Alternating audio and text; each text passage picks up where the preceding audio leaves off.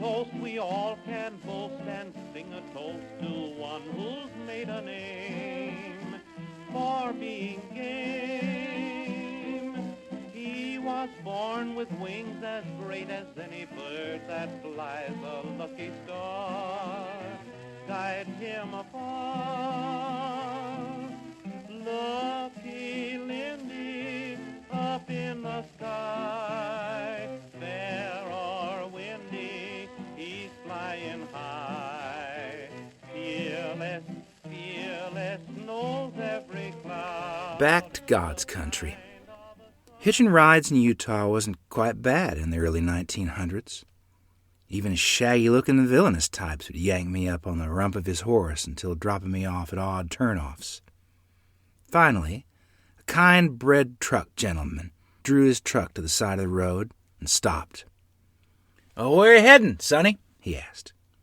"Escalante," I stammered. You got family there?" he queried. "Sure do.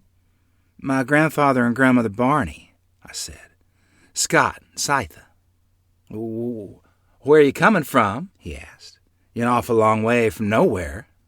"Richfield," I responded. He replied as he rubbed his disheveled beard. "I bet you's one of them boys trying to bootleg some liquor to Marysville."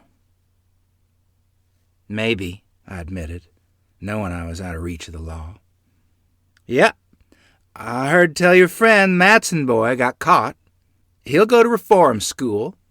"He did?" I said, as my heart began to thump wildly in my chest, knowing full well I could be in Ray's shoes. "Well, you're better off with your folks in Escalante. Mind you, son, the minute you get there, you write your ma.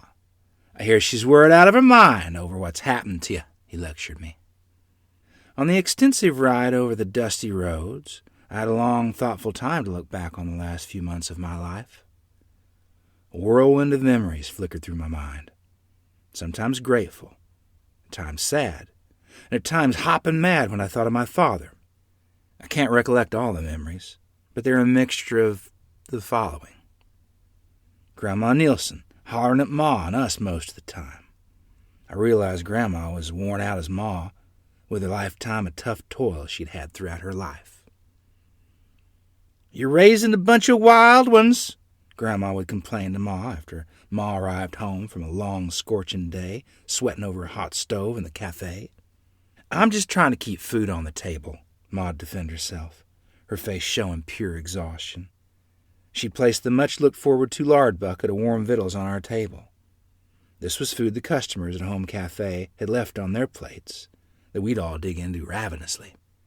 "Well," I thought as I rode along, "there's one less mouth for Ma to feed now. I probably ate the most anyways." Ringing in my ears, I could hear Uncle Elmer and Uncle Loren laying down the law. "Orn'll surely end up in the reformatory where he deserves to be, running around like a hoodlum." Ma'd defend me to them. "You might have ended up a ruffian, too, if you'd been half beat to death when you were growing up. Besides, he keeps us in coal and wood and does odd jobs to help with our money needs." "That's true," Grandpa'd say. "He tries to be a man," which always made me feel better. We had a close bond all of our lives until his passing after I got home from World War II. One day, when Freeland and I were uptown, Freeland spied our father on the other side of the street. "Father! Father!" he yelled in excitement, running in his dusty bare feet and tattered overalls towards him. Father whipped around, realized others were watching, and stared down at his son who was hanging on his pants leg and said, "I don't know you. Get along, boy."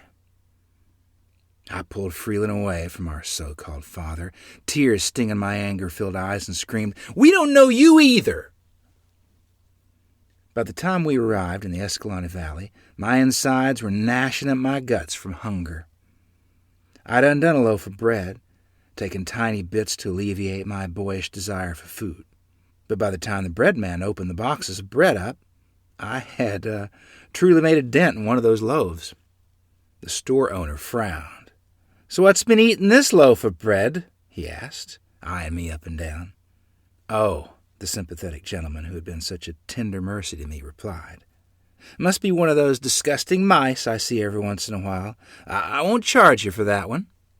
As I scampered off to the Barney clan, utterly relieved, knowing they'd care for me, the man's voice shouted a wise warning to me. "And mind you, boy, if you ever get back to Richfield, you stay away from that Madsen crowd." I didn't know for sure whether I was heading back to the hell hole, as my ma called it, or God's country that I longed to be back in. But either way, I was grateful to get out of Sevier County.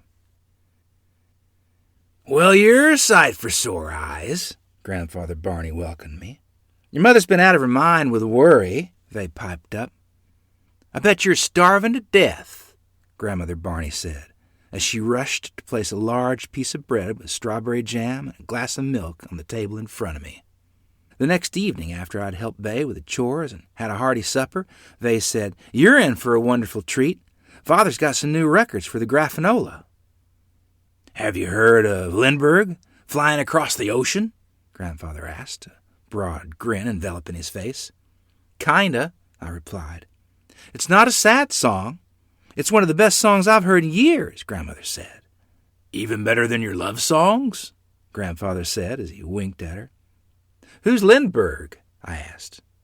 "Charles Lindbergh," Del piped up, proud to know. "He's an American aviator, a flyer. He flew his plane, Spirit of St. Louis, all the way across the Atlantic Ocean, all by himself, all in one go."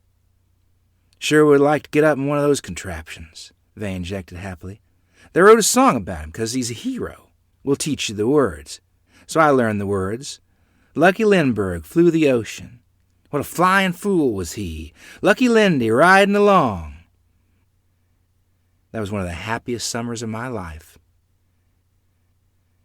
"I think I'll put you out on the sheep herd," Grandfather said as he thoughtfully rubbed his whiskers. "It'll do him a world of good," Grandmother agreed. "Sounds like life in Richfield was hard on the whole family." "Sure was," I agreed. "Especially your poor mother," Grandmother stated sadly. It was a welcome adventure to be out on the open range once again. I'd often picture my Uncle Freeland riding off into the sunset on a black stallion with me by his side. There were so many star-filled nights I was alone with a sheep, the warm air brushing my face.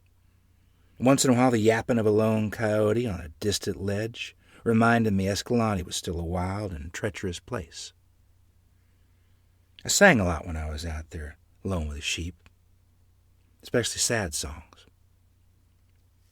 I must have been drawn to him, as life had dumped so much sorrow on our family. Yet my favorite was Home, Home on the Range, which I belted out to the grazing sheep constantly. "Well now, Orrin," Grandfather said one afternoon as the bright sun was sitting into the gorgeous sunset of colors, "your grandmother and I have talked it over. We think it's time you get back to Richfield to help your mother before the snow flies, and you won't be able to get home." "Aw, shucks, Grandfather," I protested. "Can't I just stay here and live with you? I promise I'll do anything you want me to." I was choking back a sob forming in my throat. "Nope, our minds are made up," he replied. The gruffness in his voice denied how badly he felt about having to send me back to Richfield. "They're giving you a big send-off," Vay whispered to me when I returned to the ranch. "Even Nan's going to surprise you with something special."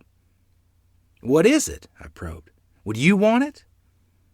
"I haven't decided yet," Vay teased, "but you're going to be surprised." That night, as the townspeople gathered for an Escalante barbecue, Aunt Nan asked me, "Would you like to have a new hairdo?" She ran her hand through my dark brown dusty hair. "I sure could use something," I agreed. "This summer heat's been hard on it. Plus one night I woke up and there was a giant big rat gnawing in my hair. About scared the living daylights out of me." "Yuck," Vay said as he cringed at the frightening thought. "You're spoiling him rotten," Vay complained to Nan the next morning. "You never offered me a perm and curled my hair before." "Do you want one?" Nan replied, giggling. "You'd be awful cute."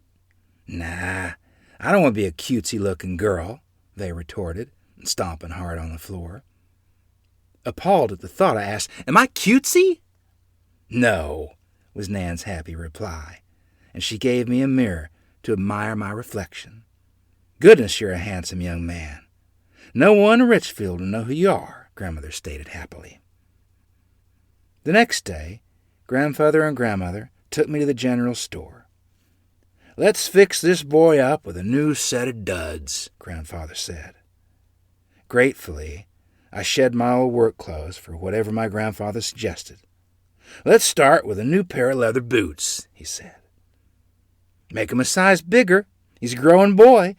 Better put a couple of pair of wool socks in there, too, Grandmother suggested.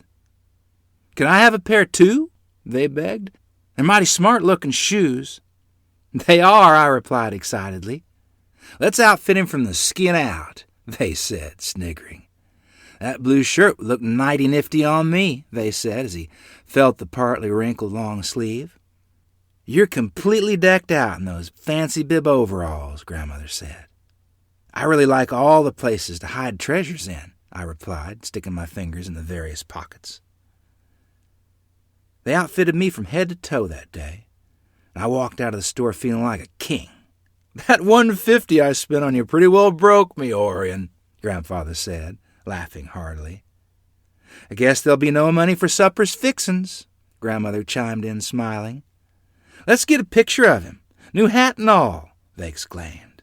Buy your new black two-tone car, Grandfather, I begged. And so it was I returned to Richfield, a very pleased young man. Rides all alone.